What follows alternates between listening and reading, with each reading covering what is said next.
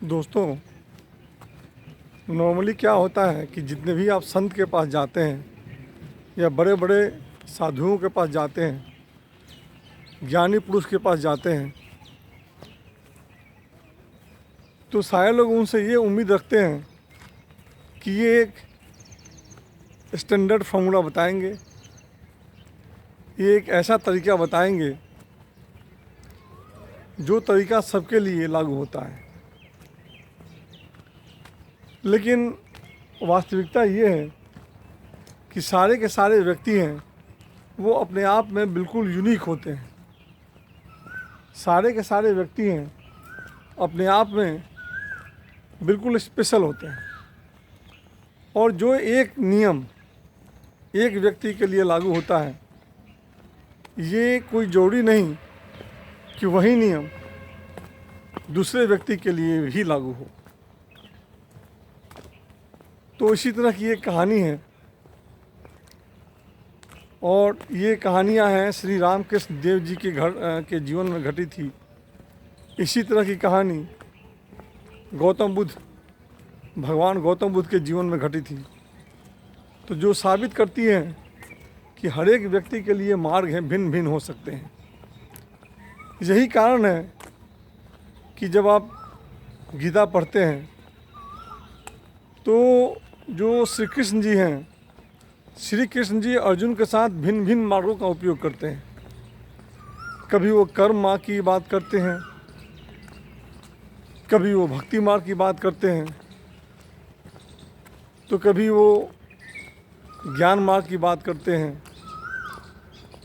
क्योंकि जो अर्जुन है, अर्जुन किस तरह का प्राणी है, अर्जुन किस तरह का व्यक्तित्व है, किस तरह की बुद्धिमत्ता है उसके पास, और किस विचार से उसके जो मस्तिष्क से खुल जाएंगे, ये कृष्ण जी को भी ठीक से पता नहीं था। तो वो सारे के सारे मार्ग से जो उसका संशय था उसको तोड़ने की कोशिश कर रहे थे। तो दोस्तों, इसी तरह की कहानी घटी थी श्री रामकृष्ण देव जी के पास।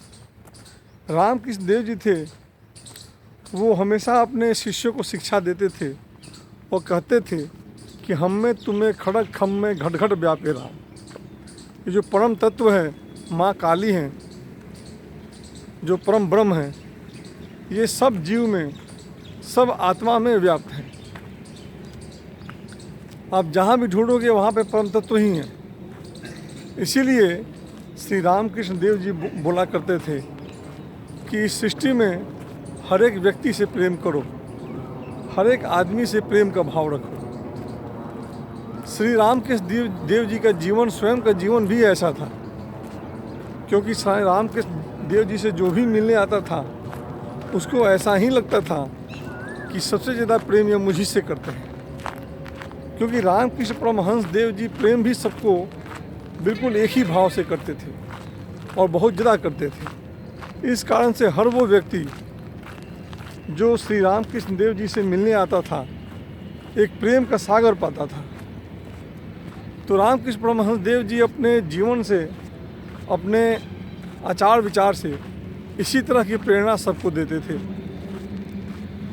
तो उनके पास जो भी आता था सबको बोलते थे कि सबको तुम प्रेम करो, चाहे वो कीड़े मकोड़े क्यों ना हो, चाहे वो पशु पंछी क्यों ना हो, क्योंकि सब में उसी परम ब्रह्म है वो व्याप्त करते हैं। तो श्री रामकृष्ण देव जी के पास उनके एक डिसाइपल थे, उनका नाम स्वामी प्रेमानंद था। प्रेमानंद जी थे, वो बड़े प्यारे व्यक्तित्व हैं। उनसे कभी भी कर्कश आवाज़ में किसी से बात करते हुए नहीं देखा था। स्वामी प्रेमानंद का नाम इसलिए पड़ा क्योंकि एक तरह से वो प्रेम के ही अवतार थे। बहुत मीठी वाणी बोलना, और जहाँ पे लड़ाई झगड़ा की बात आती थी वहाँ पे स्वामी प्रेमानंद हट जाते थे। इतने प्यारे व्यक्तित्व थे। तो एक बार जहाँ पे रामकृष्ण परमहंस देव जी कहीं पे अपने भक्तों के साथ बैठ के बातचीत कर रहे थे, तो आसपास में कहीं एक कॉकरोच निकला।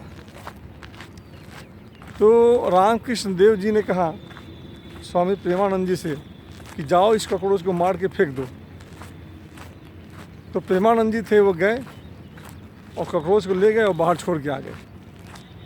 फिर रामकृष्ण देव जी ने अपने बाकी भक्तों को भेजा, जाके देखो प्रेमानंद जी करते क्या हैं, कॉकरोचों को मारते हैं कि फेंक के आते हैं। और उन्होंने ये भी कहा तुम देख के आना, ये मारेगा नहीं ये व्यक्ति, ये फेंक के ही आएगा। और वैसा ही हुआ, प्रेमानंद जी गए और जाके कॉकरोच को वहाँ पे किसी झाड़ी में फेंक के आ गए। तो जब प्रेमानंद जी आए तो प्रेमानंद जी को रामकृष्ण परमहंस देव जी ने पूछा क्या किए तुम। तो प्रेमानंद जी ने अपने हाथ के हिसाब से सही सही ही बताया, बोला कि भगवान मैंने तो कॉकरोच को वहाँ पे छोड़ के आ गया। तो रामकृष्ण परमहंस देव जी नाराज़ हुए। उन्होंने कहा कि मैंने तो आपको कॉकरोच को मारने के लिए कहा था, आप वहाँ पे छोड़ के क्यों आ गए। प्रेमानंद जी ने क्षमा याचना की, कुछ नहीं बोला।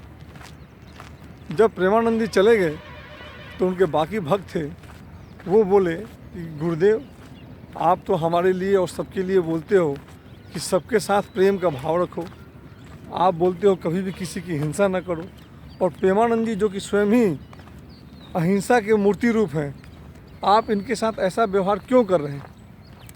तो इस बात पे रामकृष्ण परमहंस देव जी ने कहा कि मैं व्यक्ति विशेष के हिसाब से मार्ग चुनने को कहता हूँ, और प्रेमानंद जी प्रेम के इतने अवतार हैं कि इनको मैं कितना भी कहूँ कि दूसरे से लड़ नहीं सकते।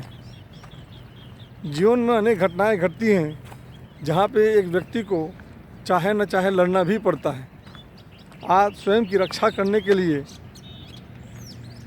कभी कभी लड़ाई करनी भी आवश्यक होती है।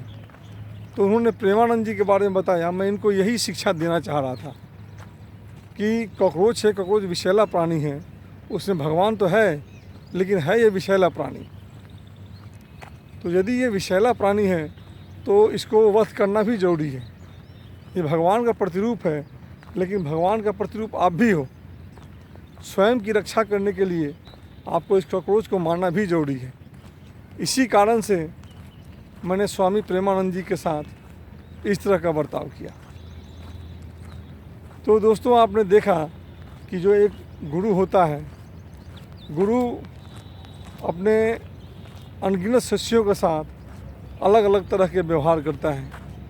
इसी तरह के जो विवेकानंद जी थे, विवेकानंद जी को उन्होंने कहा था कि हम में तुम में खड़क खम में घट घट व्यापे राम।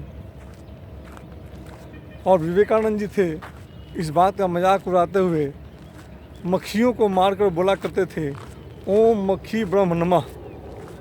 तो जब सारे के सारे शिष्य थे जाके बोले देखिए विवेकानंद जी क्या कर रहे हैं आपके साथ, आप तो विवेकानंद जी में इतनी भारी आस्था रखते हैं और आप देखिए कि विवेकानंद जी किस तरह का व्यवहार कर रहे हैं। तब रामकृष्ण परमहंस देव जी हंस के बोले कि ये जो विवेकानंद जी हैं, विवेकानंद जी अर्जुन के आंशिक अवतार हैं, ये नर मुनि के आंशिक अवतार हैं, और समय आने पे ये सब लोगों को ज्ञात हो जाएगा। तो दोस्तों आप लोगों ने आज एक कहानी सुनी रामकृष्ण परमहंस देव जी की। इस कहानी में रामकृष्ण परमहंस देव जी ने विपरीत और अलग अलग तरह के मार्ग बताए थे। विवेकानंद जी के लिए अलग मार्ग था, वहीं स्वामी प्रेमानंद जी के लिए अलग मार्ग था। बाद में लोगों ने पूछा श्री रामकृष्ण परमहंस देव जी से कि स्वामी प्रेमानंद जी ऐसे क्यों हैं।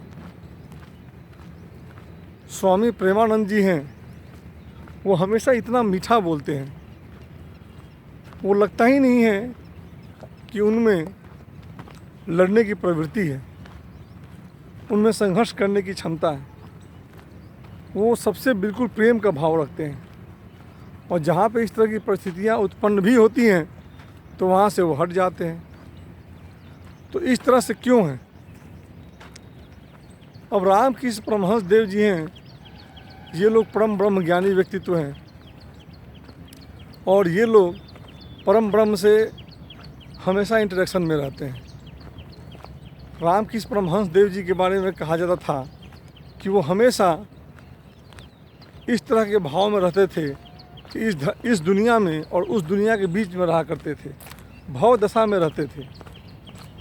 वो हमेशा एक बीज की सीढ़ी थी। उनको समाधि लगने में देर नहीं लगती थी। जब भी चाहते थे, जहाँ भी परम ब्रह्म का नाम आता था, माँ काली का नाम आता था, वो तुरंत समाधि में चले जाते थे। तो वो अपनी इच्छा के हिसाब से स्वयं को इस दुनिया में रखते थे।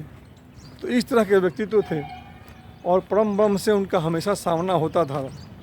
तो उनको ज्ञात था स्वामी प्रेमानंद के बारे में, और स्वामी प्रेमानंद जी थे, उनके बारे में इस तरह का मार्ग उन्होंने क्यों बताया था, इसकी भी उन्होंने कहानी बताई।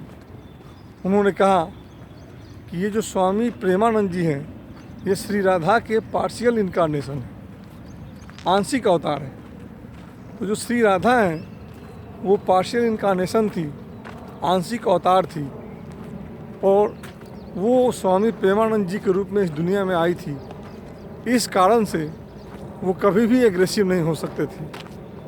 और यही कारण है कि स्वामी प्रेमानंद जी के बारे में जो रामकृष्ण परमहंस जी हैं, वो इस तरह का कर्म बताते हैं, इस तरह का उपाय बताते हैं कॉकरोच को मारने के लिए।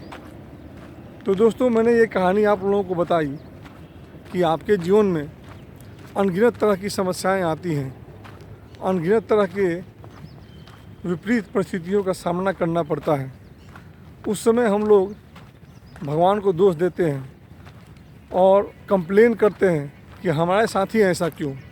लेकिन हम कभी भी ये नहीं जानते हैं कि इस तरह की जो घटनाएं घटती हैं, जिस तरीके से एक गुरु होता है, गुरु को ही पता होता है शिष्य के बारे में, और शिष्य की बेहतरी के लिए एक गुरु ही उपाय बताता है।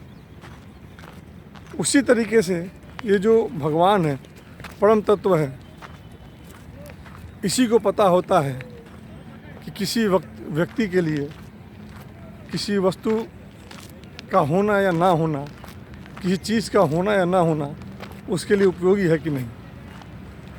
ये परम ब्रह्म ही जानता है कि यदि आप किसी परिस्थिति में हो तो उस परिस्थिति से आपका विकास हो सकता है कि नहीं। तो जब आपके मन में ये भाव आ जाता है परम ब्रह्म के प्रति कि आपको वो जिस भी परिस्थिति में डाले, आप उस परिस्थिति में बिना कंप्लेन किए रह सको, तो इससे समर्पण का भाव पैदा होता है। और यही जो समर्पण का भाव है आपके मन में शांति लाता है। तो दोस्तों, ये थी कहानी श्री रामकृष्ण परमहंस देव जी की और स्वामी प्रेमानंद जी की।